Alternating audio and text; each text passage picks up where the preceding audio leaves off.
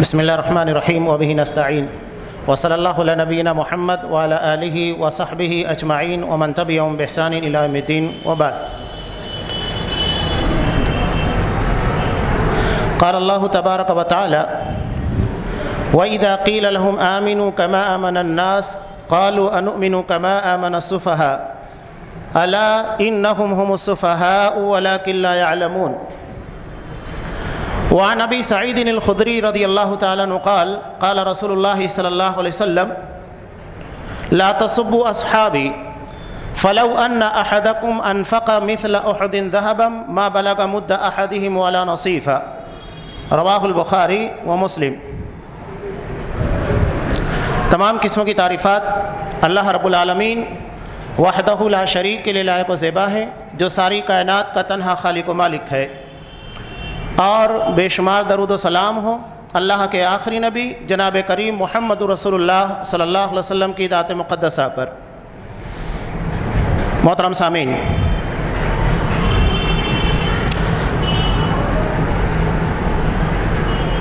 قرآن مجید کی ایک عظیم سورہ جس کے بارے میں امام شافعی رحمۃ اللہ علیہ نے ارشاد فرمایا کہ اللہ تبارک و تعالیٰ اگر اسی ایک سورے کو نازل کرتا تو یہ انسانیت کی ہدایت کے لیے کافی تھی۔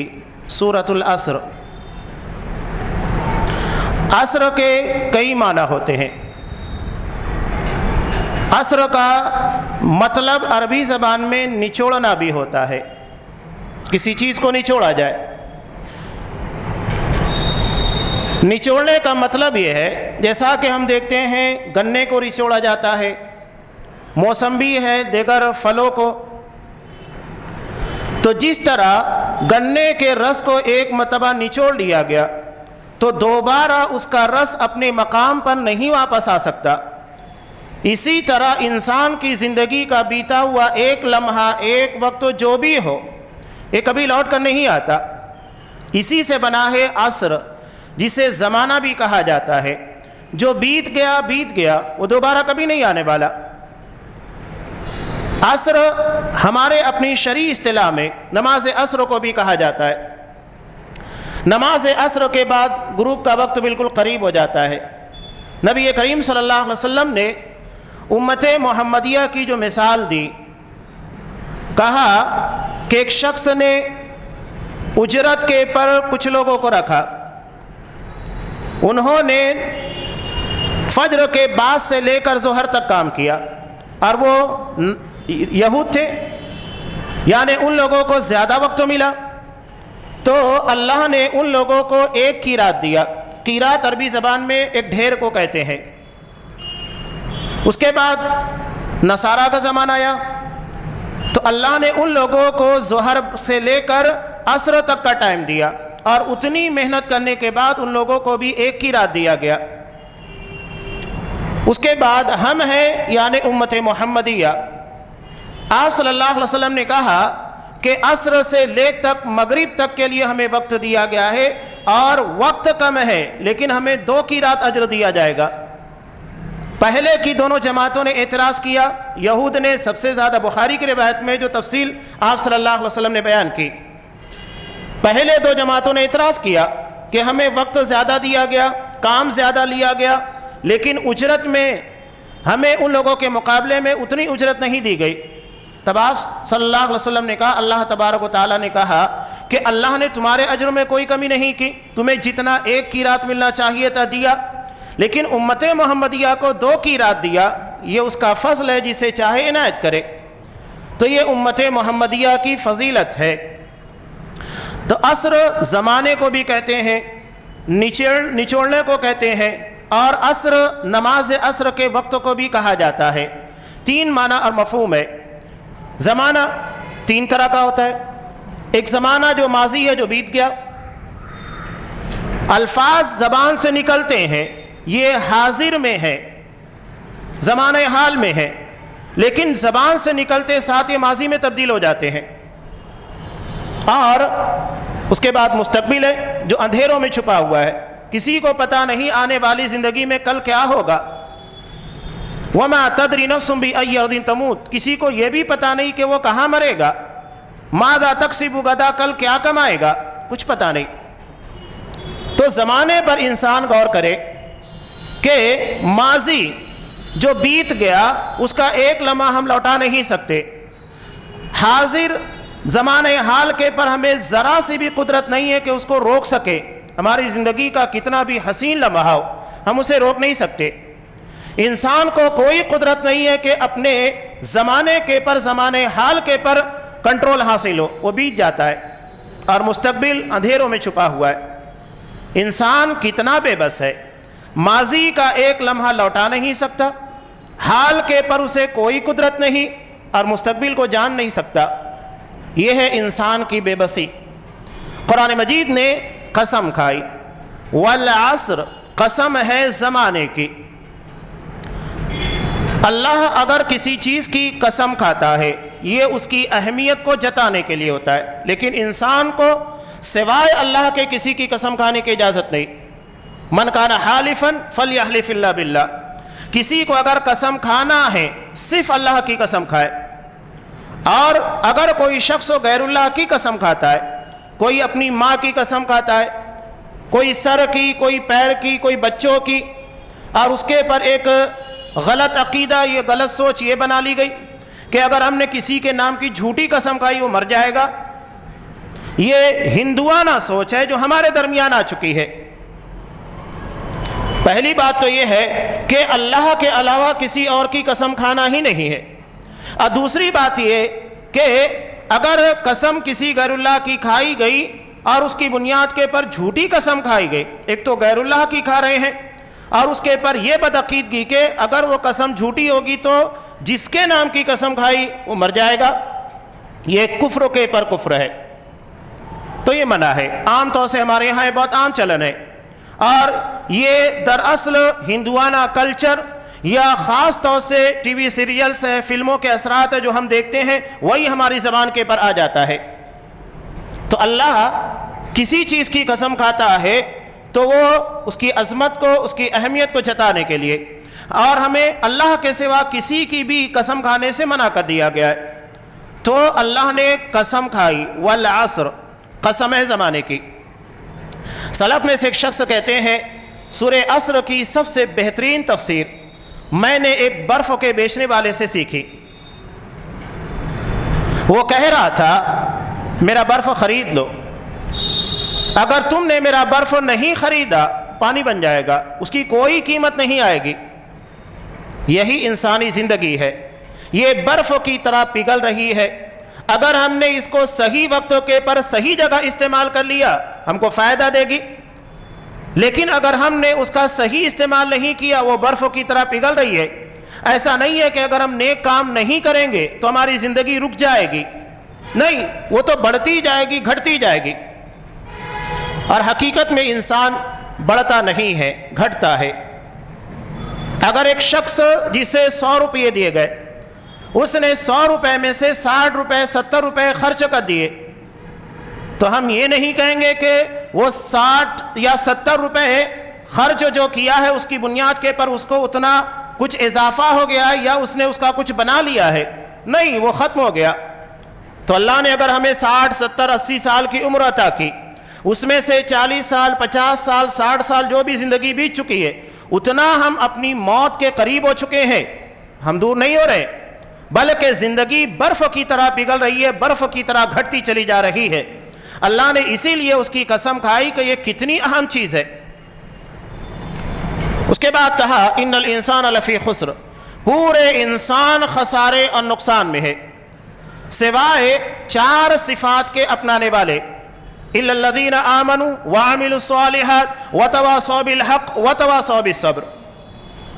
ईमान, अमल सालेह, आपस में हक़ बात की वसीयत करना और आपस में एक दूसरे को सब्र की तलकीन करना। तो कुरान मजीद ने यह बताया इंसानियत खसारे से उसी वक्त बाहर निकलेगी जब वो इन 4 सिफात को अपनाएगी, ईमान, अमल सालेह, तवासी बिल हक़, तवासी बिस सब्र। ये 4 सिफात असहाब किराम की जमात के अंदर हमें बदरजे अतम मौजूद मिलती है। तो जब इन 4 सिफात से असहाब किराम मुज़य्यन थे, आरास्ता थे, اس کا مطلب یہ ہے کہ دنیا کی سب سے بہترین جماعت تھے اور خسارے سے سب سے زیادہ بچنے والے. یہی ان کی عظمت کی سب سے بڑی دلیل ہے کہ قرآن مجید نے خسارے سے بچنے کا جو معیار طے کیا ہے، اصحاب کرام اس معیار کے پر سب سے بہترین طریقے سے قائم تھے. قرآن نے سب سے پہلی بات ایمان کی رکھی. ایمان اسی کو عقیدہ کہا جاتا ہے. ایمان کا مطلب یہ نہیں ہے جیسا کہ ہمارے ایمان اور بعض لوگ ایمان اپنے معاملات کے اندر تصدیق کے لیے استعمال کرتے ہیں، وہ بھی صحیح ہے. ایمان کا مطلب یہ ہوتا ہے تصدیق کرنا. آپ اللہ کی تصدیق کیجئے، تصدیق کے جو تقاضے ہیں اس کو پورا کیجئے، رسول کی تصدیق کیجئے، فرشتوں کی تصدیق کیجئے، کتابوں کی تصدیق کیجئے، آخرت کی دن کی تقدیر کی. یہ تصدیق ہے، ماننا ہے. تو ایمان اولین شرطوں کی بنیاد کے پر عقیدے پر بولا جاتا ہے، اس لیے کہ ایمان کا سب سے پہلا تعلق اللہ تبارک و تعالیٰ کی ذات سے. اور کیا اللہ کے یہاں پر ایمان کیسا بھی چل جائے گا کہ اگر بلی راستہ کاٹ دے آپ اس کے پر بدشگونی اختیار کریں وہ بھی چلے گا؟ اگر ذرا سا انسان تکلیف میں پہنچ جائے تو پتھر کے نگینوں کے پر اپنی تقدیر کا بھروسہ کرنے لگے، اس پر بھی چلے گا؟ نہیں. قرآن مجید نے صاف کہا الذین آمنوا ولم یلبسوا ایمانہم بظلم. جو ایمان لائے اور ایمان لانے کے بعد انہوں نے ظلم کی ملاوٹ نہیں کی. اللہ ایمان پیور مانگتا ہے، اس میں ملاوٹ نہیں ہونا چاہیے. اگر ایمان میں ملاوٹ ہے وہ اللہ کے قابل قبول نہیں ہوگا. وہ صاف کہتا ہے کہ انہوں نے ولم یلبسوا ایمانہم بظلم، ظلم کی ملاوٹ یعنی شرک کی ملاوٹ نہیں کی، تبھی وہ ایمان اللہ کے قابل اعتبار ہوگا. اور انہی لوگوں کے بارے میں قرآن کہتا ہے اولئک لہم الامن وہم مہتدون. امن انہی لوگوں کے لیے ہے. امن کا مطلب سب سے اہم چیز یہ ہے کہ آپ کی دنیا پرسکون ہو. جس آدمی کو ایمان کی دولت مل جاتی ہے، عقیدہ توحید کی دولت مل جاتی ہے، اس سے بہتر زندگانی کسی کی نہیں ہوتی ہے. وہ ہر معاملے کے اندر مطمئن ہوگا. اللہ نے اگر اسے خوشحالی دی تب بھی مطمئن ہوگا، اللہ نے اگر اسے پریشان حالی دی اس میں بھی مطمئن ہوگا. اگر صحت ہے تو مطمئن، بیماری ہے تو مطمئن، اس لیے کہ وہ مانتا ہے زندگی کی یہ ساری کیفیتیں سب اللہ تبارک و تعالیٰ کی طرف سے ہے، انسان کو اس کے پر کوئی اختیار نہیں. وہ ایمان رکھتا ہے کہ اللہ نے ہمیں آزمانے کے لیے بھیجا ہے تو یہ آزمائشیں آئیں گی. اصحاب کرام زندگی میں کتنی تکالیف آئی، کسی کی زندگی میں ایسی تکالیف نہیں آ سکتی ہے. انگاروں پر لٹایا گیا، ریگستانوں کے پر گھسیٹا گیا، سرے راہ سارے لوگوں کے سامنے برہنہ کر کے شہید کر دیا گیا، لیکن جوں تک نہیں رہیں گی. یہ ایمان ہے. اسی لیے آپ صلی اللہ علیہ وسلم نے کہا کہ جو ایمان کی حلاوت کو پالے گا تو چاہے اس کو قتل کر دیا جائے، جلا دیا جائے، وہ برداشت کرے گا، لیکن ایمان سے پھرنا گوارا نہیں کرے گا، اس لیے کہ اس نے ایمان کی حلاوت، ایمان کی چاشنی کو پا لیا ہے. تو اصحاب کرام کا ایمان کیسا تھا؟ قرآن مجید کہہ رہا ہے انہی کے ایمان کو معیار قرار دیا. کہا فَإِنْ آمَنُوا بِمِثْلِ مَا آمَنْتُمْ بِهِ فَقَدْ اهْتَدَوْا. اگر مثل صحابہ کے ایمان کی طرح تمہارا ایمان ہوگا تبھی ہدایت پاؤ گے. اللہ نے جب اصحاب کرام کے ایمان کو ہمارے لیے معیار قرار دیا تو بات ہی ختم ہو جاتی ہے. اور کوئی شخص ایمان کے بغیر اللہ کی جنت میں داخل نہیں ہوگا. مسلم کی واضح روایت لا تدخلون الجنت حتی تؤمنوا، بغیر ایمان کے اللہ کی جنت میں داخل نہیں ہوگے. تو جب ایمان اصحاب کرام کا ہمارے یہاں پر معتبر ہے، قرآن نے کہا کہ صحابہ کی طرح ایمان ہونا چاہیے، تو پھر اس سے زیادہ بہتر اور معیاری ایمان کس کا ہو سکتا ہے؟ تو سب سے پہلی چیز قرآن مجید نے جو بیان کی الا الذین آمنوا، سوائے ان لوگوں کے یعنی جو ان خساروں سے اپنے آپ کو بچانے والے ہیں، وہ ہیں ایمان والے. اور اصحاب کرام کا ایمان سب سے معیاری ہے. اس کے بعد قرآن نے کہا وَعَمِلُوا الصَّالِحَاتِ، یعنی جو ایمان لانے کے بعد عمل صالح کرتے ہیں. عمل صالح کی تعریف میں اکثر بیان کرتا ہوں. مولانا مختار ندوی رحمہ اللہ تبارک و تعالیٰ انہیں گھری کے رحمت کرے، سورۃ العصر کی تفسیر جو انہوں نے بیان کی تھی آج تک ہو بہو یاد ہے، اور اس کا اکثر و بیشتر حصہ میں آپ کے سامنے پیش کر رہا ہوں، جب کہ اس تفسیر کو سنے 25 سال سے کہیں زیادہ ہو چکے ہیں۔ اللہ نے ان لوگوں کی زبان میں تاثیر ایسی رکھی تھی کہ انسان ایک مرتبہ باتیں سننے کے بعد بھولتا نہیں تھا۔ ایمان کے بعد عمل صالح جو ہے، عمل صالح اس کی تعریف کیا ہے؟ وہ بیان کیا کرتے تھے حکم اللہ کا، طریقہ رسول اللہ کا، یہ عمل صالح۔ اللہ کا حکم ہے نماز ادا کی جائے، طریقہ محمد رسول اللہ کا ہو، صلو کما رأیتمونی اصلی، وہی عمل صالح ہے۔ اللہ کے حکم کے پر نبی کے طریقے کے مطابق جو بھی کام کیا جائے گا وہ عمل صالح ہوگا۔ تو اللہ نے مطالبہ کیا عمل صالح ہونا چاہیے۔ تو اصحاب کرام کا ایمان معتبر، عمل صالح دراصل اسلام کی تفسیر ہے۔ اسلام کا مطلب ہے اپنے آپ کو اللہ اور اس کے رسول کے حوالے کر دینا، سرنڈر کر دینا، سپرد کر دینا۔ اسلام کا مطلب وہی ہوتا ہے۔ اور عربی زبان میں مسلم اس اونٹ کو کہا جاتا ہے جس کی ناک میں نکیل لگی ہوئی ہو، لگام، اور وہ کسی اور کے حوالے ہو جاتا ہے۔ تو اسی طرح مسلمان ایمان لانے کے بعد وہ اپنے آپ کو اللہ اور اس کے رسول کے حوالے کر دیتا ہے۔ اب جدھر نبی لے کر جائے، جدھر اللہ تبارک و تعالیٰ کا حکم ہوگا میں وہیں جاؤں گا، یہ ہے مسلم۔ اصحاب کرام کے ایمان، اس کے بعد ان کے اسلام کو جانچیے۔ قرآن جہاں جہاں جیسا مطالبہ کرتا تھا اس مطالبے کو پورا کرنے کے لیے تیار۔ ایک آیت نازل ہو گئی، لن تنالوا البر حتى تنفقوا مما تحبون، کہ تم ہرگز نیکی کو نہیں پہنچ سکتے جب تک کہ اپنی محبوب ترین چیزیں نہ خرچ کرو۔ یہ خاص طور سے ہم ہندوستانی مسلمانوں کا بہت بڑا المیہ ہے۔ ہم گھٹیا ترین چیزیں اللہ کی راہ میں دیتے ہیں، بچی کچی چیزیں اللہ کی راہ میں، پھٹی بوسیدہ چیزیں۔ یہ چیز آپ کو عربوں کے مزاج کے اندر نہیں ملے گی، بلکہ وہ بہترین چیزیں اللہ کی راہ میں خرچ کرتے ہیں۔ آپ اس کی زندہ مثال دے سکتے ہیں رمضان المبارک میں۔ وہ سب سے عمدہ کھجوریں جو انتہائی کم ہوتی ہیں اسے سنبھال کر رکھتے ہیں، رمضان المبارک میں یہ اللہ کے مہمانوں کے پر خرچ کرتے ہیں، انہیں ہدیہ دیتے ہیں، بہترین چیزیں اللہ کی راہ میں خرچ کرتے ہیں۔ اور ہم ہیں خراب چیزیں جو اڑاؤ، غربا مساکین میں تقسیم کرو، اور پھر اس کے بعد 10 گروپ کے اندر 20 مرتبہ اس کو شیئر کر کے واہوائی لوٹو۔ صحابہ کا مزاج نہیں ہے۔ قرآن نے کہا نیکی کے معیار کو اس وقت تک نہیں پہنچ سکتے جب تک کہ اپنی پسندیدہ چیزیں خرچ نہ کرو۔ حضرت ابو طلحہ انصاری رضی اللہ تعالی اپنا سب سے بہترین باغ بیرہا جو مسجد نبی کے بالکل قریب واقع تھا، 600 کھجوروں کے باغات کے پر مشتمل، کہا کہ اللہ کا رسول، اللہ ہم سے کہتا ہے نیکی کو نہیں پہنچ سکتے جب تک کہ محبوب ترین چیزیں نہ خرچ کرے۔ یہ سب سے محبوب ترین چیز ہے، میں اسے اللہ کی راہ میں خرچ کر رہا ہوں، میں چاہتا ہوں کہ اللہ آخرت میں اس کا اجر مجھے عنایت فرمائے۔ اور اس کے بعد باغ میں بھی نہیں گئے، اس کی زمین و سمیت اس کو اللہ کی راہ میں خرچ کیا، باغ کے اندر بھی نہیں گئے کہ اللہ کی راہ میں دے دیا ہے اب اس کے اندر نہیں جانا ہے۔ بیوی کو باہر سے آواز دی کہ میں نے اس باغ کو اس کی زمین و سمیت اللہ کی راہ میں خرچ کر دیا ہے، باہر آ جاؤ۔ بیوی کہنے لگی، خوش ہو گئی کہ تم نے کتنی بہترین نیکی کمائی ہے، کتنا بڑا کام کیا ہے۔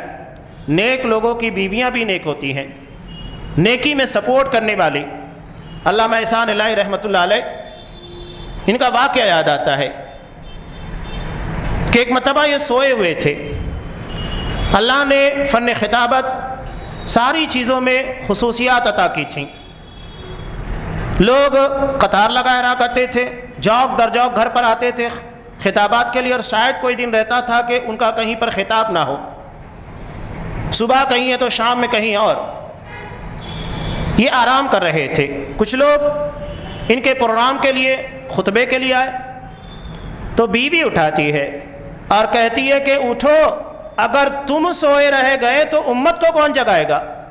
اللہ نے ایسی بیویاں ان لوگوں کو عطا کی، نیکی میں سپورٹ کرنے والی، حمایت کرنے والی، جیسا کہ حضرت خدیجہ رضی اللہ تعالیٰ عنہ تھی، اپنا مال سب کچھ نبی کی خدمت میں دین اسلام کے لیے پیش کر دیا۔ حضرت ابو طلحہ انصاری رضی اللہ تعالیٰ نے ساری چیزیں اللہ کی راہ میں خرچ کی نکل گئے، سب سے محبوب ترین چیز تھی اسے اللہ کی راہ میں دیا۔ یہ ان کا اسلام ہے۔ اللہ نے مطالبہ کیا، فوراً پورا کر دیا۔ ہم اپنی نفسیات، اپنی انا کو قربان نہیں کرتے ہیں، بلکہ معمولی بات یا جہاں پر کچھ دلیل بھی موجود نہ ہو، پروف بھی موجود نہ ہو، بدگمانیوں کی بنیاد کے پر بڑے بڑے پہاڑ کھڑے کیے جاتے ہیں۔ حضرت ابو بکر صدیق رضی اللہ تعالیٰ، ان کی بیٹی نہیں، صرف بیٹی نہیں تھی حضرت عائشہ صدیقہ رضی اللہ تعالیٰ عنہ، وہ امہات المومنین میں سے ایک تھی، ام المومنین تھی، مومنوں کی ماں ہیں۔ ان کے پر سنگین قسم کا الزام لگایا گیا، انتہائی سنگین۔ اللہ نے برات نازل کی۔ نازل ہونے کے بعد مصطح بن اساسہ ایک صحابی تھے، منافقوں کے بہکاوے میں آ گئے تھے۔ ہوتا ہے، غلط لوگوں کے ساتھ رہنے سے اثرات ویسے ہی مرتب ہو جاتے ہیں۔ صحبت طالرہ طالع کنت، صحبت صالرہ صالح کنت۔ بروں کے ساتھ رہو گے برے بنو گے، نیک لوگوں کے ساتھ رہو گے نیک بنو گے۔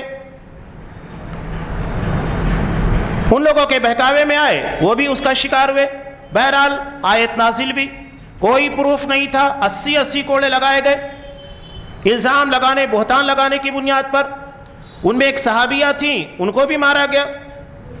3 مسلمان اس کے زد میں آ گئے تھے، حضرت حسان بن ثابت رضی اللہ تعالیٰ عنہ بھی تھے، اور ایک حضرت حمنہ بنت جہش رضی اللہ تعالیٰ عنہ۔ بہرحال سزا دی گئی۔ حضرت ابو بکر صدیق رضی اللہ تعالیٰ عنہ کو یہ بات پسند نہیں آئی، اس لیے کہ ان کے خالہ زاد بھائی تھے، رشتہ داری بھی ہے، رشتہ داری ہے، خرچ پورا کیا کرتے تھے۔ اور امہات المؤمنین میں سے حضرت عائشہ صدیقہ صرف اپنی بیٹی نہیں، نبی کی بیوی اور مومنوں کی ماں کے پر اتنا سنگین الزام برداشت نہیں ہوا، سارا خرچہ پانی روک دیا۔ اللہ کو صدیق اکبر کی ادا پسند نہیں آئی۔ انہوں نے قسم کھا لی تھی کہ میں کبھی بھی مصطح کے پر کوئی خرچ نہیں کروں گا۔ اللہ نے آیت نازل کی، قسم توڑ دی، کہا فَلْيَعْفُوا وَلْيَصْفَحُوا، معاف کرو، درگزر کرو، چھوڑ دیا فوراً۔ اپنے نفس کی قربانی دی۔ یہاں کچھ نہیں ہے تو بڑی بڑی باتیں بنا لی جاتی ہیں، وہاں سب کچھ تھا۔ اس کے بعد جب حضرت ابو بکر صدیق سے قرآن مجید نے مطالبہ کیا، اللہ نے قرآن کے ذریعے مطالبہ کیا، فوری طور کے پر انہوں نے اپنی قسم کو توڑ دیا، خرچ جاری کر دیا۔ اپنے نفس کی قربانی ہم نہیں دے پاتے ہیں۔ یہ صحابہ تھے، یہ تھا ان کا اسلام۔ اصحاب کرام کے اسلام کی آپ کیا دلیل دیں گے؟ اور ہر جگہ کے پر، قدم قدم پر، موڑ موڑ کے پر آپ کو یہ چیزیں نظر آئے گی۔ آج ہمارے یہاں پر آپ دیکھیے، بیڑی ہے، سگریٹ ہے، نشے کی بہت ساری چیزیں بالکل عام ہے۔ ہم قرآن مجید کی آیتیں بھی سنتے ہیں، حدیث بھی سنتے ہیں، نہیں چھوڑتے، اس لیے کہ ہمارا اسلام اصحاب کرام کی طرح نہیں ہے۔ بخاری کی روایت ہمارے سامنے، حضرت انس رضی اللہ تعالیٰ عنہ یہ خود ساقی بنے تھے، شراب پلا رہے تھے۔ ابو عبیدہ بن جراح ہیں، حضرت ابی بن کعب رضی اللہ تعالیٰ عنہ ہے، شراب پی رہے ہیں۔ اجلہ اصحاب کرام، ابو طلحہ انصاری بھی تھے۔ آیت نازل بھی، نشے کی حالت میں کون کس کی بات سنتا ہے؟ لیکن صحابہ نشے کی حالت میں قرآن مجید کی آیت نازل بھی، فوری طور کے پر شراب کو چھوڑ دیا۔ اور یہی طریقہ سب سے بہتر ہے۔ اتنا ہی نہیں، جو بچی بھی شراب تھی انہیں گلیوں میں بہا دیا گیا۔ یہ ان کا اسلام ہے، فرما برداری، تابعداری۔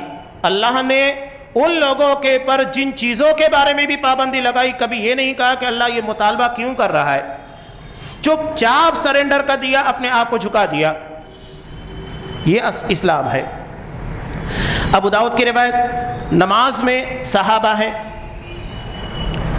نبی کریم صلی اللہ علیہ وسلم نماز میں تھے، امامت کر رہے تھے کہ آپ نے اپنا جوتا اتارا اور اسے اپنے بائیں طرف رکھ دیا۔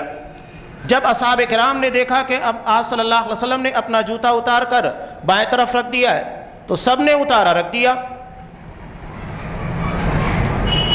آپ صلی اللہ علیہ وسلم نماز پڑھے، نماز پڑھنے کے بعد ان سے سوال کیا. یہ سوال ہی اصحاب کرام کے اسلام کی سر تسلیم خم کر دینے کی سب سے بڑی دلیل ہے.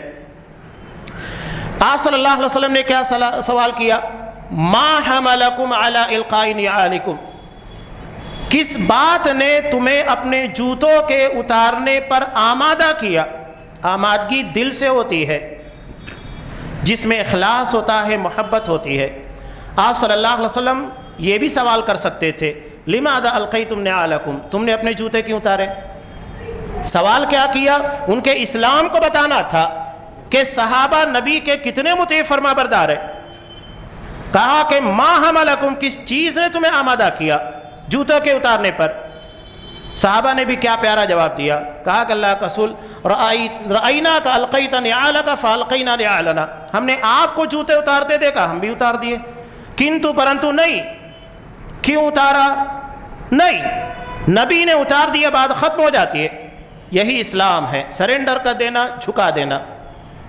تو اس کے بعد آپ صلی اللہ علیہ وسلم نے کہا کہ نماز کی حالت میں حضرت جبرائیل آئے اور کہا کہ میرے جوتے میں گندگی لگی ہے یا کوئی تکلیف دہ چیز ہے، تو میں نے اس کو اتار دیا تھا. اس کے بعد آپ نے کہا کہ اگر کوئی شخص نماز کے لیے آ رہا ہے تو اپنے جوتے کو چیک کرے، اس میں کوئی گندگی لگی ہو یا کوئی تکلیف دینے والی چیز ہو تو اس کو صاف کر لے. اس کے بعد آئے. حدیث میں بالکل واضح بنیادی چیز تو اصحاب کرام کی تابعداری، فرما برداری، نبی کے ہر عمل، حرکات و سکنات کو جیسے دیکھا فوراً کرنے لگ گئے. کوئی چوں چرا نہیں، کوئی سوال نہیں. یہی اصل اسلام ہے. اس میں ایک اہم بات یہ بھی معلوم ہوتی ہے کہ جوتوں میں یا چپل میں اگر وہ صاف ہے نماز ادا کی جا سکتی ہے. کبھی کبھی آپ سفر میں نکلے ہیں، باہر ہے، زمین ہے، آپ پڑھ سکتے ہیں. ٹھیک ہے، آج ہمارے ہاں جو مسجدوں کے اندر نظم کیا گیا آپ چپل پہن کر نہیں آ سکتے، لیکن جہاں موقع ملے آپ اس کے اوپر عمل کر سکتے ہیں. شاہ سلمان حفظہ اللہ جب یہ سعودی عرب کے فرما روا بنے تو انہوں نے کعبۃ اللہ میں جوتے پہن کر ہاتھ میں، اس وقت وہ لکڑی استعمال نہیں کرتے تھے، عصا ابھی استعمال کرنے لگ گئے، عصا اپنے ہاتھ میں لیے ہوئے داخل ہوئے. تو اعتراض کرنے والوں کو کیا چاہیے؟ اب حدیث پڑھیں گے تو سمجھ میں آئے گا حدیث کے اندر کیا ہے. اعتراض شروع، یہ دیکھو جوتا پہن کر کعبۃ اللہ میں داخل ہو گئے، ان کو ذرا بھی لحاظ نہیں ہے، عزت و احترام ہے ہی نہیں کعبۃ اللہ کا. سوشل میڈیا کے پل چالو ہو گیا. اب جب ان جاہلوں کے سامنے حدیث پیش کی گئی یہی کہ آپ صلی اللہ علیہ وسلم خود جوتا پہن کر مسجد نبی نماز پڑھتے تھے اور صحابہ بھی پڑھتے تھے، منہ پر جوتے پڑ گئے. اور آپ لوگوں کو متبع سنت کی اتباع کرنے میں جو چیزیں وہاں پر نظر آئے گی یہاں نظر نہیں آئے گی. آپ صلی اللہ علیہ وسلم جب کعبۃ اللہ میں داخل ہوئے تھے، سیرت کو اٹھا کر دیکھیے، آپ جوتا پہنے ہوئے تھے، ہاتھ میں عصا تھی.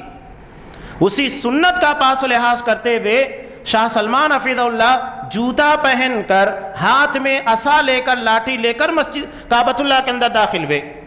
ہمارے یہاں تو انگوٹھی کس میں پہننا چاہیے، کون سی انگلی میں پہننا چاہیے یہ بھی پتہ نہیں ہے. آپ جب جتنے شاہان عرب ہیں سعودی عرب کے، ان کی انگوٹھیاں دیکھیں گے آپ کو کانی انگلی، جس کو چھنگلی انگلی کہا جاتا ہے، اس کے اندر نظر آئے گی. آپ صلی اللہ علیہ وسلم اسی انگلی میں انگوٹھی پہنا کرتے تھے. اتنا لحاظ کرتے ہیں وہ نبی کریم صلی اللہ علیہ وسلم کی سنت کا. وہاں کے علماء کوئی ضرورت نہیں ہے، لیکن بکریوں کو چرانے کے لیے نبی کی سنت کے پر عمل کرنے کے لیے نکلا کرتے ہیں. کوئی ضرورت نہیں ہے، لیکن نبی نے بکریاں چرائیں. صحابہ نے کہا کہ اللہ کا رسول کیا آپ نے بھی بکریاں چرائی ہیں؟ کہا کہ ہاں، چند قیرات کے پر میں مکہ والوں کی بکریاں چرایا کرتا تھا. تو وہاں کے علماء آج بھی آپ صلی اللہ علیہ وسلم کی سنت کے پر عمل کرنے کے لیے صحرا میں نکل جاتے ہیں بکریاں چرانے. حالانکہ اس میں نفسیاتی طور کے پر بہت بڑی حکمت ہے. بکریاں نرم و نازک ہوتی ہیں، آپ انہیں مار نہیں سکتے، زیادہ نرمی برتنے کا جذبہ پیدا ہوتا ہے. جس طرح کے اونٹ ہے یا تو پھر بڑے جانور ہیں، انسان اس کے پر زیادہ سختی سے بھی مار لیتا ہے تو اتنا مسئلہ نہیں ہوتا، لیکن بکریاں نازک ہوتی ہے، بہت سنبھال کر. عام طور سے آپ دیکھیے کہ بکری کا چرواہا بہت ہلکی مار مارتا ہے. یہ نرمی کی تعلیم ملتی ہے. دوسری بات یہ کہ کچھ بکریاں ادھر ہے کچھ ادھر ہے، بھٹکتی رہتی ہیں ادھر سے ادھر، انہیں صحیح راستے کے پر لاتے رہنا، مسلسل کوشش کرتے رہنا، یہی ہمارے سماج کا مسئلہ ہے۔ کوئی ادھر بہکنے لگتا ہے، کوئی ادھر بہکنے لگتا ہے، انہیں صحیح ڈگر کے پر لانا، ایک پیٹرن کے پر لانا، ایک مقصد ایک چیز کے لیے کام کرنے کے لیے لگانا، یہی تو بکریوں کے چرانے کی حکمت ہے جو تمام انبیاء نے کی۔ آج علماء وہ کام وہاں پر برابر کرتے ہیں، تو یہ جذبہ ہے سنت کا۔ تو اصحاب اکرام کی اسلام کی یہ چند مثالیں۔ آپ صلی اللہ علیہ وسلم نے مال ہمارے لیے بڑا محبوب ہوتا ہے۔ صحابہ، ہم یہ سمجھتے ہیں کہ جب تک ہمارے یہاں پر اچھی خاصی رقم نہ ہو جائے، لکھ پتی نہ بن جائے، کروڑ پتی نہ بن جائے، اللہ کی راہ میں مال نہیں خرچ کرنا ہے۔ صحابہ کا مزاج یہ نہیں تھا۔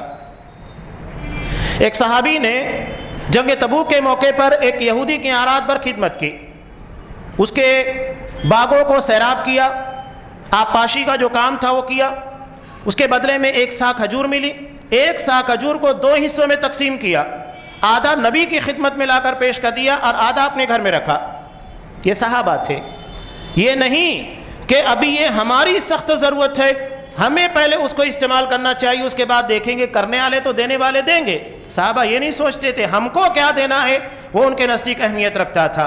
اور ہم یہیں پر چکی کرتے ہیں، غلطیاں کرتے ہیں، ہم صرف دوسروں کے بھروسے رہتے، وہ کر دے گا، وہ دے دے گا، ہمیں کیا ضرورت ہے۔ اور ایک بڑا عجیب و غریب مسئلہ، جو نہیں دیتا ہے وہ اعتراض بہت کرتا ہے۔ نبی کریم صلی اللہ علیہ وسلم کی تقسیم کے پر بھی اعتراض کرنے والا کون؟ ایک خارجی تھا، سب سے پہلا خارجی، جس نے کہا تھا کہ اللہ کے رسول، اس تقسیم کے اندر عدل کو ملحوظ خاطر نہیں رکھا گیا ہے، یہ ایسی تقسیم ہے جس میں اللہ کا ڈر نہیں ہے۔ آپ صلی اللہ علیہ وسلم بہت شدید ناراض ہوئے اور کہا کہ اگر میں انصاف نہیں کروں گا تو کون انصاف کرے گا؟ تو ایسے مزاج کے لوگ رہتے ہیں، دیتے کچھ نہیں ہے، اعتراضات بہت ہوتے ہیں۔ صحابہ صرف دینا جانتے تھے اور خوارج کی طرح اعتراض کرنا جانتے نہیں تھے۔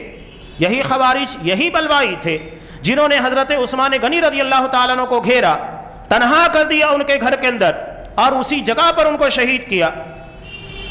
مالدار ترین صحابی، اللہ کی راہ میں سینکڑوں اونٹ، ہزاروں اونٹ اللہ کی راہ میں دیکھنے والے، گھوڑے دینے والے، ہزاروں دینار اشرفیاں پیش کرنے والے اور مسجد نبی کی جگہ خریدنے والے، آخر میں صرف ایک اونٹ ان کے پاس باقی بچا تھا، اس پر بھی اعتراض، ان سے حساب لیا جا رہا ہے۔ تو یہ بلوائی، یہ خارجی فکروں کے لوگ بڑے خطرناک ہوتے ہیں۔ جب یہ خلیفہ وقت کو نہیں چھوڑ سکتے تو پھر ہم جیسے لوگوں کی بساط کیا رہ جاتی ہے۔ ہر دور میں اس طرح کے افراد، اس طرح کے لوگ ہوں گے۔ جس طرح نبی کریم صلی اللہ علیہ وسلم کے پر اعتراض کرنے والا موجود تھا، صحابہ پر اعتراض کرنے والے تھے، اور آج بھی ہے، یہ سلسلہ چلتا رہے گا۔ کردار ہے، آپ کو سمجھنا ہے کون کس کردار کو آپ ادا کر رہے ہیں، خارجی فکروں کے کردار کو، صحابہ کے کردار کو، یا تو پھر کسی اور کے کردار کو۔ یہ ہم اپنے آپ کے بارے میں غور کریں، کردار ہمارا کون سا ہے۔ تو یہ اصحاب کرام کا اسلام تھا۔ حق بات کی وصیت، تیسری صفت سورہ عصر کے اندر اللہ نے بیان کی، آپس میں ایک دوسرے کو حق بات کی تلقین کرنا۔ صحابہ کی طرح نڈر آپ کو کوئی نہیں ملے گا۔ یہاں تو ہم ڈرتے ہیں کہ وہ کیا بولے گا، یہ کیا بولے گا، اس کا منہ دیکھنا، اس کا منہ دیکھنا ہے، ڈر کے پتہ نہیں کتنی چیزوں کو ہم چھوڑ دیتے ہیں۔ حق بیانی ہماری زبان کے پر نہیں آ پاتی ہے۔ کیوں نہیں آ پاتی ہے؟ ڈر اور خوف لوگوں کا۔ کہتے ہیں کہ ہم اللہ کے سوا کسی سے نہیں ڈرتے، نہیں، اللہ کے سوا سب سے ڈرتے ہیں۔ وہ کیا بول دے گا، اس کی بنیاد کے پر کیا ہوگا، اتنا ڈر، اتنا خوف۔ صحابہ نہیں۔ اگر یہ ڈر اور خوف ہوتا تو کبھی بھی وہ مسلمان نہیں ہوتے۔ اپنوں سے لڑ گئے۔ حضرت عمر بن خطاب رضی اللہ تعالیٰ نے جنگ بدر کے موقع پر اپنے سگے ماموں کو شہید قتل کیا تھا۔ حضرت ابو عبیدہ بن جراح رضی اللہ تعالیٰ نے کہا کہ میں ایک شخص کو نظر انداز کر رہا تھا، لیکن جس وقت میری تلوار کی زد میں آیا تو میں نے تلوار چلانے میں جھجک محسوس نہیں کی، مار دیا جگہ کے پر، اپنے سگے باپ کو مارا۔ حضرت مصعب بن عمیر رضی اللہ تعالیٰ نے دیکھا کہ جنگ بدر کے قیدیوں میں ان کا اپنا سگا بھائی ہے، ایک انصاری انہیں باندھ رہا تھا، کہا کہ اسے اچھے طریقے سے باندھو، اس لیے کہ اس کی ماں اسے آزاد کرنے کے لیے تمہیں بہت دودھ والی اونٹنیاں دے گی۔ وہ کہتا ہے کہ مصعب تم میرے بھائی ہو، میرے بارے میں ایسی بات کہہ رہے ہو؟ کہا کہ نہیں، یہ انصاری میرا بھائی ہے، ہمارے یہاں ایمان کے رشتے دیکھے جاتے ہیں، خون کے نہیں، اور آج ہم وہی خون کا رشتہ دیکھتے ہیں، ایمان کا نہیں۔ حضرت ربیع بن عامر رضی اللہ تعالیٰ،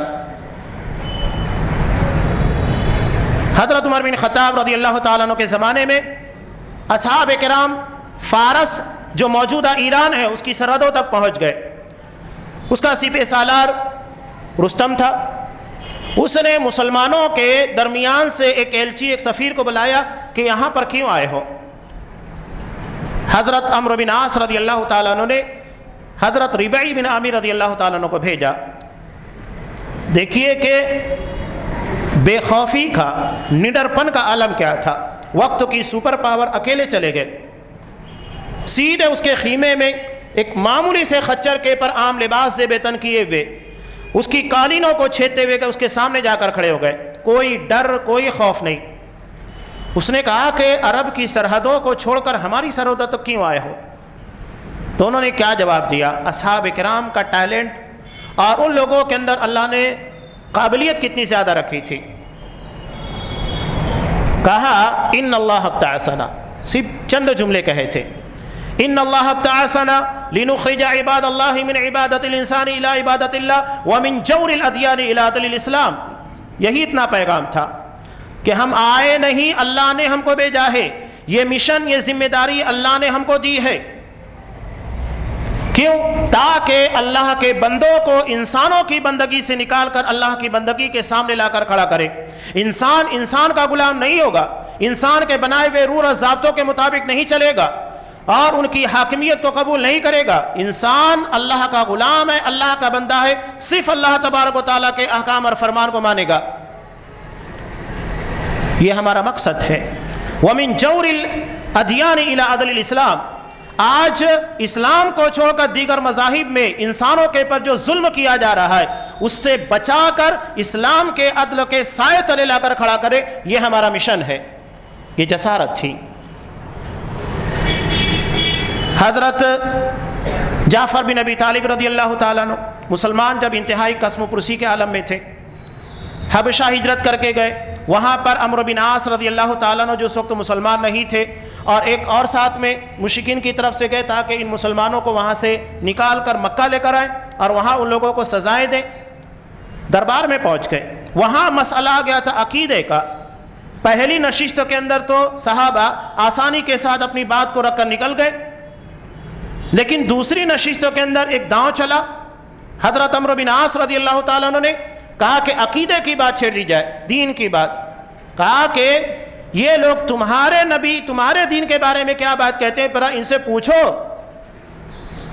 حضرت جعفر بن ابی طالب جھجکے نہیں، سورہ مریم کی ابتدائی آیت بتا دی، پڑھ کر سنا دی، جس میں حضرت عیسیٰ علیہ السلام کی معجزانہ ولادت کا تذکرہ تھا۔ شاہ حبشہ حضرت اسحمہ رضی اللہ تعالیٰ عنہ جس وقت مسلمان نہیں تھے، کہا آنکھوں میں آنسو جاری ہو گئے، داڑھی تر ہو گئی، دربار میں جتنے بیٹھے تھے سبھی قرآن مجید کی تاثیر کی بنیاد کے پر رونے لگ گئے۔ کہا کہ یہ بات اور جو ہمارے یہاں پر باتیں آئی ہیں دونوں ایک ہی شمادان کی چیزیں ہیں، یعنی دونوں ایک ہی جگہ سے احکام نازل ہوئے، دونوں میں کوئی فرق نہیں ہے، اور حضرت عیسیٰ علیہ السلام اس سے بڑھ کر نہیں تھے جو تم نے بیان کیا ہے۔ یہ بے خوفی کا عالم تھا، اس قدر بے باک تھے، اس قدر نڈر تھے۔ یہاں تو ہم اپنے گھروں کے اندر اپنے باپ یا اپنے بھائی کو نہیں بول پاتے، دوستوں کو نہیں بول پاتے، وہاں زمانے سے لڑ جاتے تھے۔ یہ تواصی بالحق ہے، ایک دوسرے کو حق کی وصیت، حق قرآن اور حدیث کا نام ہے، اسی کو پیش کرنا ہے نا۔ چوتھی چیز ہے تواصی بالصبر۔ یہ جتنی چیزیں بیان کی جا رہی ہے سب ایک دوسرے سے جڑی ہوئی ہیں۔ آپ ایمان لائیں گے، عمل کرنا ہوگا، اس لیے کہ ایمان صرف زبان سے کہہ دینے کا نام نہیں ہے، عمل کرنا ہوگا۔ اور عمل کا مطلب یہ نہیں کہ صرف اپنے آپ کو مسلمان بنا لیا کافی ہے، بلکہ دوسروں تک اس کو پہنچانا ہے، یہ ذمہ داری ہے۔ اور جب دوسروں کو آپ تلقین کریں گے، دعوت دیں گے، اپنے منہج کی طرف بلائیں گے، تو یقینی بات ہے کہ بہت کچھ جھیلنا پڑے گا۔ اسی لیے کہا چوتھے نمبر کے پر صبر کی تلقین ہے کہ جب آپ حق کے راستے کے پر آ جائیں تو پھر وہاں پر تمہیں ذرہ برابر جھجکنا نہیں ہے۔ اصحاب کرام نے وہی نمونہ پیش کیا، سب کچھ چھین لیا گیا۔ حضرت صہیب رومی رضی اللہ تعالیٰ عنہ ہجرت کے موقع پر کیا ہوا؟ پوری پراپرٹی سب تو کر لی گئی، کنگال، کچھ بھی ہاتھ میں نہیں رہا، سب چھوڑ دیا۔ ہمارے جیسے دنیا دار رہیں گے تو کہیں گے کہ نقصان اٹھا لیے، اللہ کا رسول نے کہا صہیب نے نفع کمایا، اپنی دنیا پر آخرت کو ترجیح دی۔ حضرت خدیجہ رضی اللہ تعالیٰ عنہ پوری دولت نبی کی خدمت میں پورا سرمایہ لگا دیا دین اسلام کے لیے۔ یہی ہے اصل میں تواصی بالصبر، آپس میں ایک دوسرے کو صبر کی تلقین کرنا، یہ بہت اہم چیز ہوتی ہے۔ ایک دوسرے کو دلاسا دینا، تلقین کرتے رہنا کہ اس کے پر جمے رہو۔ صبر کئی چیزوں کے معنی میں آتا ہے، صبر علی المعصیہ بھی ہوتا ہے، صبر علی الطاعہ بھی ہوتا ہے، اور مصیبتوں کے پر بھی صبر کرنا۔ آپ اگر نیک کام کر رہے ہیں بہت مشکلات آئے گی، اس کے بعد بھی جمے رہو۔ لوگ یہاں دیکھتے ہیں اچھا کام کر رہے ہیں، لوگ تکلیفیں دیں گے، آزمائشیں آئیں گی۔ انبیاء سب سے نیک ہوتے تھے، سب سے زیادہ پارسا ہوتے تھے، سب سے زیادہ تکلیفیں ان لوگوں پر آئی۔ اتنے بڑے شیاطین، چاہے وہ شیاطین الانس ہو یا شیاطین الجن ہو، جنات و انسان ہو، ہر ایک میں سے شیطان لگائے گئے ان کے پیچھے، لیکن انہوں نے اپنا مشن نہیں چھوڑا۔ اللہ کے رسول نے تو یہاں تک کہ کہہ دیا تھا میرے داہنے ہاتھ میں سورج بائیں پہ چاند رکھ دے تب بھی میں اپنے مشن سے باز نہیں آؤں گا۔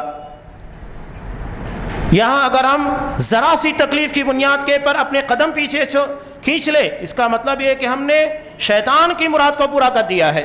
وہ چاہتا ہے کہ آپ اپنا کام چھوڑ دیجئے، اپنے مشن سے باز آ جاؤ۔ مشرکین مکہ نے کتنی کوشش کی آپ صلی اللہ علیہ وسلم کے پیچھے، کبھی کہا کہ اگر آپ سب سے خوبصورت عورت سے نکاح کرنا چاہتے ہیں اس کے لیے تیار، سردار بننا چاہتے ہیں عرب کا سردار بنا دیں گے، مال چاہیے سب سے زیادہ مال تم کو دیں گے، اگر آپ کے پر آسیب ہے تو سب سے بہترین جھاڑ پھونک کرنے والے سے تمہارا علاج کروا دیں گے۔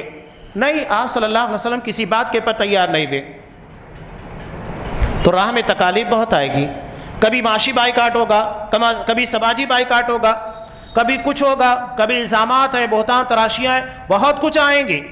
آپ صلی اللہ علیہ وسلم کے راستے کے پر انبیائی مشن پر چلنا ہے تو یہ سوچ کر چلنا ہے۔ آج بھی آپ دیکھیے طائف کا سفر جو آپ صلی اللہ علیہ وسلم نے صرف حضرت زید بن حارثہ رضی اللہ تعالیٰ عنہ کے ساتھ کیا تھا، آج کے دور میں جا کر صرف ان پہاڑیوں کو دیکھ لیجئے، روح کانپ اٹھے گی کہ کس طرح آپ صلی اللہ علیہ وسلم نے پیدل اتنے بڑے پہاڑ کو کراس کیا تھا۔ اس ٹائم 10 دن لگتے تھے آنے جانے کے لیے، 10 دن جانا ہے 10 دن آنا ہے، اتنا لمبا سفر آپ صلی اللہ علیہ وسلم نے طے کیا تھا پیدل، اور وہ راستہ ہموار نہیں تھا، پہاڑیوں والا راستہ۔ اتنا کرنے کے بعد نتیجہ کیا سامنے آیا؟ پتھروں سے مارا گیا، اوباشوں کو پیچھے لگا دیا، گالیاں دے رہے تھے، لہو لہان کر دیا گیا، یہ حالت تھی۔ اس کے بعد بھی آپ صلی اللہ علیہ وسلم کے صبر اور ضبط کو دیکھیے، بد دعا نہیں دی۔ تو یہ صبر بہت اہم چیز ہوتی ہے، صبر علی الطاعہ، اطاعت فرما برداری کے پر، صبر علی المعصیہ، گناہوں کے چھوڑنے پر بھی صبر ہوتا ہے، اور صبر علی المصیبہ، مصیبت کے پر صبر، ہر چیز کے پر صبر کا تقاضا ہوتا ہے۔ کچھ اہم باتیں رہ گئی ہیں، میں اپنی بات کو مکمل کر دیتا ہوں۔ میں نے ابتدا میں ایک آیت پڑھی اصحاب اکرام کی جماعت کے تعلق سے، قرآن مجید نے کہا اس جماعت کی کیا عظمت ہو سکتی ہے کہ جس جماعت کا دفاع اللہ کرتا ہے۔ اللہ نے اصحاب کرام کی جماعت کا دفاع کیا ہے، ڈیفینس کیا ہے۔ سورہ بقرہ بالکل ابتدا میں کہا وَإِذَا قِيلَ لَهُمْ آمِنُوا كَمَا آمَنَ النَّاسُ، جب ان سے کہا جاتا ہے کہ جس طرح لوگ یعنی صحابہ ایمان لے کر آئے ہیں تم بھی ایمان لے کر آؤ، تو کہتے ہیں منافقین کہ اَنُؤْمِنُ كَمَا آمَنَ السُّفَهَاءُ، ان بے وقوفوں کی طرح ہم ایمان لے کر آئے۔ اللہ نے ان لوگوں کا دفاع کیا، الا انہم ہم السفہاء، بے وقوف نادان میرے نبی کے صحابہ نہیں ہیں بلکہ یہ منافقین ہیں، یہ دفاع اللہ کر رہا ہے۔ بتائیے جس جماعت کا دفاع اللہ تبارک و تعالیٰ کرے وہ جماعت کتنی عظیم ہوگی۔ دوسری بات، قرآن مجید نے اصحاب کرام کے تعلق سے ایک بہت اہم بات بیان کی، اولئک ہم الراشدون۔ اصحاب کرام کے تعلق سے سورہ حجرات میں اللہ تبارک و تعالیٰ نے کہا یہ راشدون ہے، عربی زبان میں رشد کسے کہتے ہیں؟ دو چیزیں آتی ہے، ایک ہے ہدایت، اس کے مقابلے میں آتی ہے ضلالت۔ ضلالت کہتے ہیں بغیر علم کے گمراہی، یعنی انسان کو کچھ پتہ نہیں تھا، کچھ علم نہیں تھا، غلط راستے کے پر چل رہا تھا، یہ گمراہی عربی زبان میں اس کو ضلالت کہا جاتا ہے، جس کو قرآن مجید کہتا ہے آپ صلی اللہ علیہ وسلم اپنے خطبہ مسنونہ میں کہا کرتے تھے کل بدعت ضلالہ، ہر بدعت گمراہی ہے۔ اور ایک ہے غوایت، جس کے بارے میں قرآن مجید میں اللہ تبارک و تعالیٰ نے نبی کریم صلی اللہ علیہ وسلم کے تعلق سے کہا ما ضل صاحبکم وما غوا، کہ تمہارا ساتھی ہدایت کے ملنے سے پہلے بھی گمراہ نہیں تھا اور ہدایت کے ملنے کے بعد بھی گمراہ نہیں ہوا۔ غوایت کہتے ہیں علم کے بعد کی گمراہی، سب پتہ ہے، سب جانتے ہیں، اس کے بعد غلط راستے کے پر چل رہے ہیں، یہ غوایت ہے۔ اس کے مقابلے میں آتا ہے رشد، یعنی ایسی ہدایت کہ علم کے آنے کے بعد انسان کبھی گمراہ نہ ہو، جیسا کہ غوایت علم کے آنے کے بعد گمراہ ہو جائے، رشد کہتے ہیں کہ علم کے آنے کے بعد انسان کبھی گمراہی کے راستے کے پر نہ چلے۔ صحابہ کے بارے میں قرآن کہہ رہا ہے کہ راشدون ہے، علم کے آنے کے بعد یہ کبھی گمراہ نہیں ہوئے۔ جب قرآن کہہ رہا ہے کہ علم کے آنے کے بعد گمراہ نہیں ہوئے، تو آج کا اگر کوئی شیعہ رافضی یہ کہتا ہے کہ نعوذ باللہ نبی کریم صلی اللہ علیہ وسلم کی وفات کے بعد سوائے 3 یا 4 کے یہ گمراہ ہو گئے تھے، نعوذ باللہ، یہ قرآن مجید کے بیان کے بالکل خلاف ہے۔ اللہ کا کلام جھوٹا نہیں ہو سکتا، رافضی جھوٹا ہے، شیعہ جھوٹا ہے۔ قرآن کہہ رہا ہے کہ علم کے بعد صحابہ کبھی گمراہ نہیں ہوئے اور نہیں ہو سکتے، وہ راشدون ہے، علم کے بعد ان کے اندر گمراہی نہیں آئی، تو بات ختم ہو گئی۔ قرآن مجید نے اتنا بڑا ان لوگوں کا احساس عطا کیا، اور آگے چلنے کے بعد قرآن نے کہا کہ اصحاب کرام کو مثال دی کہ جیسا کہ زمین میں پودا اگتا ہے، بڑھتا چلتا ہے، مضبوط ہوتا چلتا ہے، لیغیظ بہم الکفار، کسان ان چیز کو دیکھنے کے بعد خوش ہوتا ہے، لیکن کفار جو ہوتے ہیں اس کو دیکھنے کے بعد غیظ و غضب میں آ جاتے ہیں۔ حضرت امام مالک رحمۃ اللہ علیہ کہتے ہیں کہ اگر کوئی صحابہ سے دشمنی رکھے، صحابہ کے تعلق سے بغض رکھے، نفرت رکھے دلوں کے اندر، وہ کافر ہے۔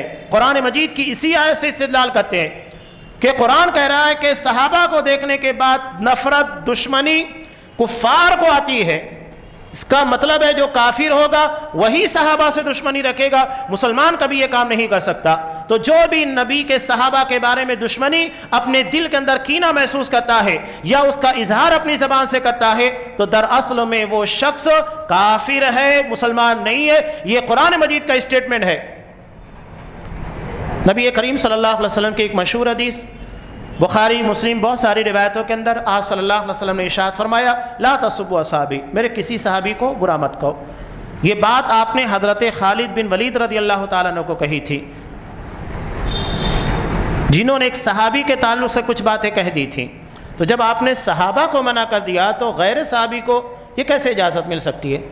آپ صلی اللہ علیہ وسلم نے کہا کہ اگر ان میں کا کوئی شخص ایک مد، عربی زبان میں ایک مد کہتے ہیں عام آدمی کا جو دونوں ہاتھ ملانے کے بعد اس میں جتنا بھی آ جاتا ہے مٹھی کے اندر دونوں میں، اس کو ایک مد کہا جاتا ہے، چاہے وہ 650 700 گرام جو بھی ہو، اور 4 مد ایک سا ہوتا ہے، 4 مرتبہ ان ہاتھوں کو ملانے کے بعد جتنا اس میں اناج آئے گا وہ ایک سا بنتا ہے۔ کہا کہ اگر میرے کسی صحابی نے 1 مد یا آدھا مد اللہ کی راہ میں خرچ کیا ہے، بعد میں آنے والا اگر احد پہاڑ کے برابر سونا خرچ کر دے برابری نہیں کر سکتا، اتنی بڑی فضیلت، جبکہ ناممکن ہے کہ احد پہاڑ جو اتنا بڑا ہو اتنا سونا بنے، اور اتنا مال اگر کسی کے پاس آئے وہ خرچ کرے، ناممکن ہے۔ اس کی ایک بڑی اور اہم وجہ فضیلت کے اعتبار سے اس کے علاوہ بھی ہے۔ نبی کریم صلی اللہ علیہ وسلم کی ایک مشہور حدیث ہے مسلم کی کہ من دل علی خیر فلہ مثل اجر فاعلہ، اگر کوئی شخص کسی نیک کام کی طرف رہنمائی کرتا ہے تو جتنا کرنے والے کو ثواب ملتا ہے اتنا بتانے والے کو ملتا ہے، دونوں کے اجروں میں کوئی کمی نہیں ہوتی ہے۔ تو اب امت کا کوئی فرد بھی کوئی بھی کام کرے گا، نماز ہے، روزہ ہے، حج ہے، زکوٰۃ ہے، کوئی بھی نیکی ہو، وہ کس کے بتانے پر کرے گا؟ صحابہ کے بتانے پر۔ تو تو آلریڈی اگر بالفرض احد پہاڑ کے برابر کسی نے سونا خرچ بھی کر دیا تو صحابہ کو اتنا ثواب پہلے ہی مل جائے گا، اس لیے کہ انہی کے بتانے کے پر عمل کیا جا رہا ہے۔ تو کیسے برابری ہو سکتی ہے؟ نہیں ہو سکتی ہے۔ یہ صحابہ کی جماعت نبی اور امت کے درمیان واسطہ ہے، وسیلہ ہے۔ نبی کو امت تک امت کو نبی تک پہنچاتی ہے، اس کے فرمان، اس کی ساری حرکات و سکنات تک پہنچاتی ہے۔ تو اگر اس جماعت کو بیچ میں سے ہٹا دیا جائے تو ہم نبی تک کیسے پہنچیں گے؟ اسی لیے جو کوششیں روافض شیعہ کرتے رہے ہیں، ان لوگوں کی بنیادی وجہ یہ کہ اگر اس دیوار کو گرا دیا جائے تو پھر آپ صلی اللہ علیہ وسلم کی احادیث اور قرآن کوئی چیز محفوظ نہیں، اس لیے کہ راویان اصحاب کرام تھے، نہ قرآن محفوظ رہے گا نہ احادیث محفوظ رہے گی۔ اسی لیے اللہ تبارک و تعالیٰ نے اس جماعت کو اتنی اہمیت دی کہ ان کا دفاع کیا، ان کو راشدون کہا، ان کے ایمان کو معیار قرار دیا۔ اور اگر کوئی شخص احد پہاڑ کے برابر سونا بھی خرچ کر دے، ان کے ایک مد یا آدھے مد کی برابری نہیں کر سکتا۔ اللہ تبارک و تعالیٰ اصحاب کرام کی جو عزت، توقیر، محبت ہمارے دل میں ہونا چاہیے، اسی طرح اس کو دل میں بسائے رکھنے کی توفیق دے۔ ہمیں اصحاب کرام کی طرح ایمان، ان کی طرح اسلام لانے کی توفیق دے۔ ہمارے عقیدہ، ہمارے منہج، ہمارے ہر عمل کو اصحاب کرام کے طریقے کے مطابق بنائے، ان کی محبتوں کو ہمیشہ دل میں بسائے رکھنے کی توفیق دے، ان کا دفاع کرنے کی توفیق دے۔ پروردگار انہیں جنت الفردوس کے اندر اعلیٰ مقام عطا فرما، اور ہمیں بھی ان کے نقش قدم پر چل کر تیری جنت تک پہنچنے کی توفیق دے۔ آمین۔ وآخر دعوانا الحمد للہ رب العالمین۔